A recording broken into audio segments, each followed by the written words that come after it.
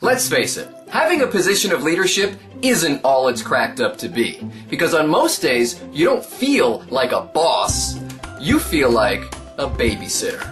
I'm Tim David, and in this video, I'm going to share with you a quirky little brain poke called the Pygmalion Effect that you can use to almost magically motivate and engage your team by changing a single word that you say inside your own head. The year was 1964, and Harvard University's Robert K. Rosenthal had just teamed up with a school principal named Lenore Jacobson, and they were about to conduct an experiment that would become very, very famous. A group of students were given an IQ test, only they didn't call it an IQ test. In fact, they put a new cover on it and gave it a fancy-sounding title. The Harvard Test of Inflected Acquisition.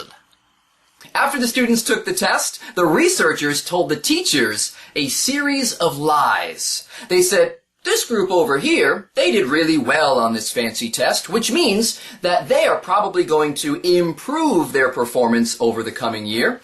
But this group of students over here, not so much. Now, each group of students was chosen completely at random. It had nothing to do with the test results, but the teachers didn't know that. So, what do you suppose happened to the group of students that had high expectations placed on them?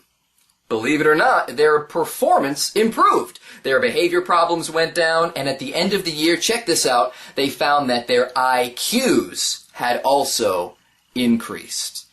Now, the group of people with the low expectations placed on them, their performance dropped. So simply by changing the perspective and the expectation of the teacher, the student's performance was altered. And this doesn't only happen in school classrooms. This study has been repeated time and time again in schools, in organizations, in companies, and the results are always the same. Robert Rosenthal himself said, hey, this is not magic. It's the hundreds and thousands of tiny ways that we alter our interactions based on what we expect from people.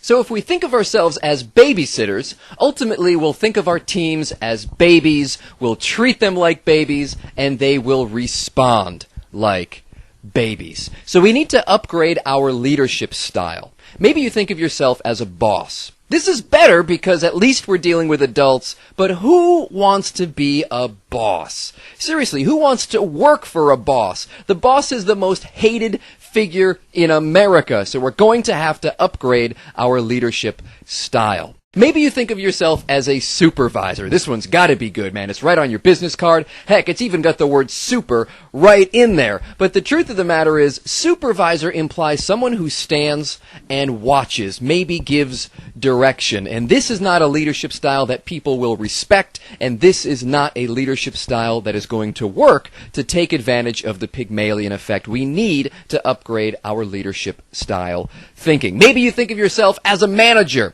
Now we're getting somewhere, right? This is someone who is engaged, who's involved. They're putting people in places where they can succeed. And manager is a great term, but there's something even better. In fact, maybe you have been thinking of leadership styles such as coach, or even the word leader, or visionary, and all these are phenomenal terms. However, if you really want to take advantage of the Pygmalion Effect, then you must adopt the following leadership style. So let's fast forward to 1970, where another Robert K.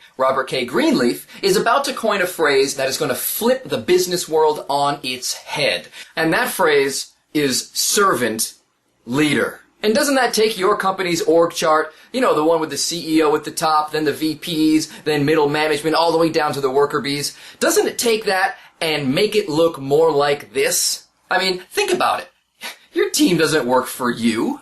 You work for your team. Isn't our job as leaders to be underneath them, supporting them, lifting them up, empowering them, equipping them, seeing things in them they don't even see in themselves? Isn't that our job as a servant leader. So can you see how adopting the mindset of servant leadership is going to affect the hundreds and thousands of ways that you interact with your team? It's going to affect their very motivation, how engaged they are, how much work they do, how productive they are, how effective, how creative. It's going to affect them in ways that even you didn't think were possible. So let me ask you, which one of these leadership styles best describes you? Go ahead and comment in the box below and let us know. And also, please be sure to subscribe. I'll place a link in the description for you to make sure that you get every single video that I release every single week. So that's it for this week's Brain Poke. If you found the tips in this video helpful and you can think of someone else who could benefit from them, please share this video with them.